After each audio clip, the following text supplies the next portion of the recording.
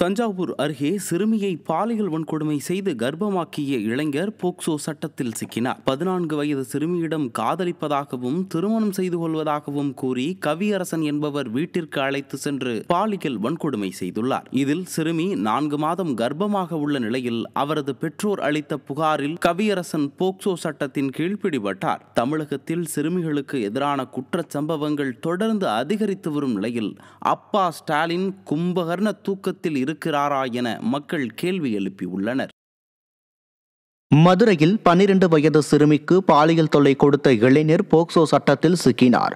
ஆண்டாள்புரம் பகுதியில் உள்ள அடுக்குமாடி குடியிருப்பு ஒன்றில் உணவு டெலிவரிக்காக சென்ற ஆண்டனி டேவிட் ராஜ் என்பவர் 12 வயது சிறுமியிடம் ஆபாசமான சைகைகளை செய்து பாலியல் தொல்லை கொடுத்ததாக கூறப்படுகிறது. சிறுமியின் பெற்றோர் அளித்த புகாரில் ஆரப்பாளையம் பகுதியைச் சேர்ந்த ஆண்டனி டேவிட் ராஜ் போக்சோ சட்டத்தின் கீழ் பிடிபட்டார்.